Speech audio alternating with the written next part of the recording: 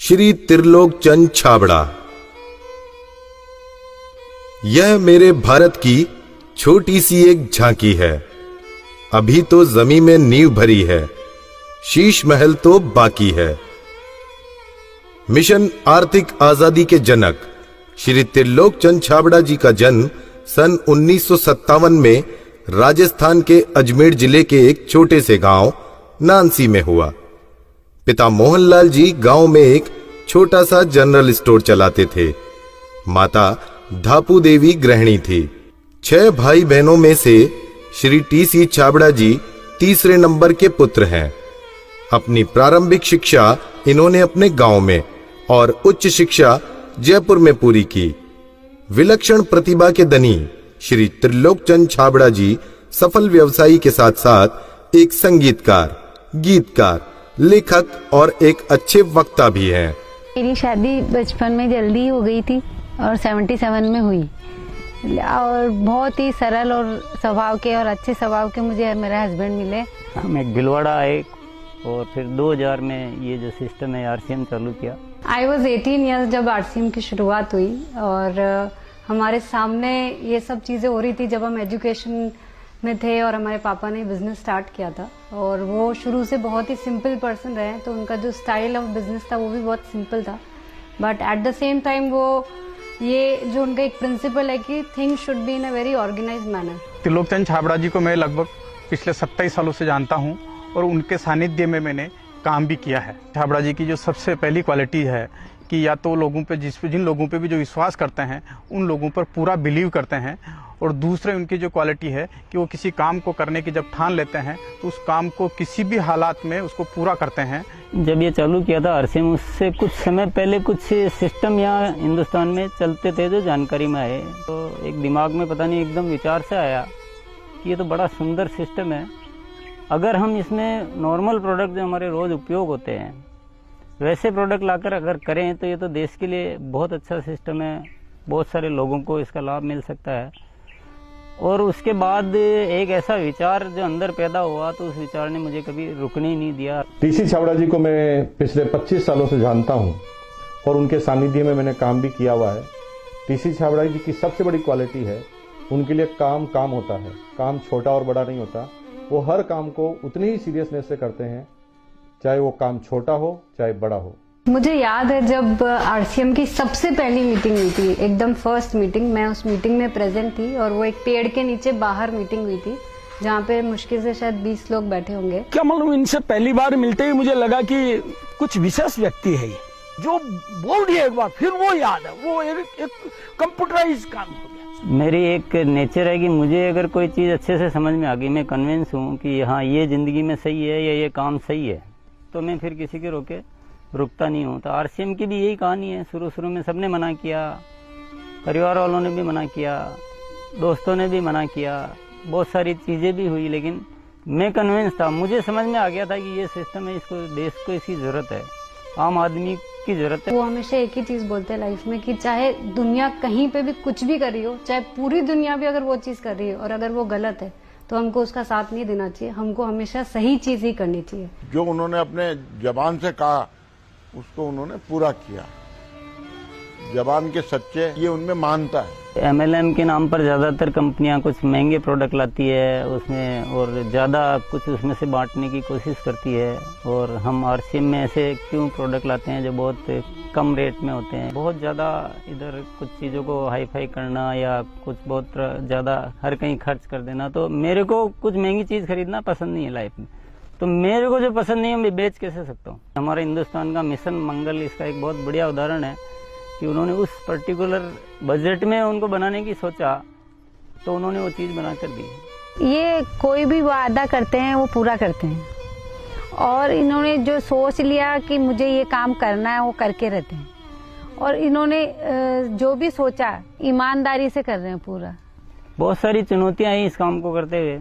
बहुत सारे लोगों ने साथ निभाने का वादा किया, साथ चले, काम को आगे बढ़ाया, फिर उनके मन में पता नहीं क्या लालच आया तो उन्होंने पूरा बाहर जाकर एक नई कंपनी शुरुआत की और पूरा आरसीएम पर अटैक करना चाहिए और आरसीएम के सारे लोगों को, सारे सिस्टम को तोड़ने की एक बार नहीं कई बार बार ऐसे प्रयास हुए कि जब ऐसी घटना हुई है तब आरसीएम में बड़े निर्णय हुए हैं।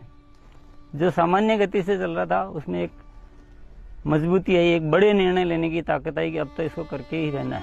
वो बहुत कम बोलते हैं और बोलते हैं वो एकदम सत्य और सीमित मात्रा में।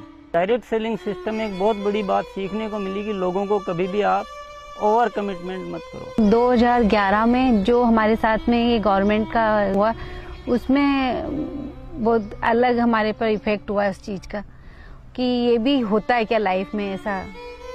और वो ये जो एक फेज था वो बिल्कुल बहुत कठिनाई का दौर था, बहुत खराब स्थिति से हमें गुजरना पड़ा। मेरे परिवार पर संकट आए और परिवार से ज़्यादा जो हमारे जो टीम है, हमारे जो इतना बड़ा हिंदुस्तान में परिवार बन चुका था, उसको सबको दिक्कतें आई।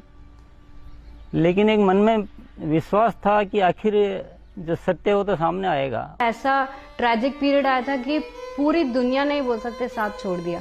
इनफैक्ट जो एकदम अपने बोलने के लिए होते हैं उन लोगों ने भी साथ छोड़ दिया।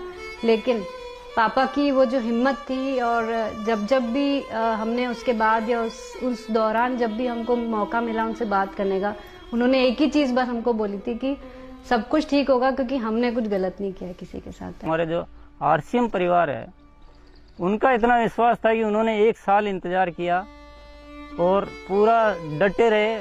और जब उनका इतना विश्वास था तो उस विश्वास में इतनी ताकत आ गई और ये सब चीज़ें, जो भी संकट का समय था वो निकला और अब सब चीज़ें धीरे धीरे अच्छी हो रही है। ऐसे साथी मुझे इस सिस्टम की वजह से मिले। आज इतनी बड़ी सेना कह सकते हैं, इतना बड़ा परिवार कह सकते हैं देश के कोने कोने में, और उसमें इतने जो संस्कार बने हैं, ये हमारे लिए एक बहुत खुशी की बात है।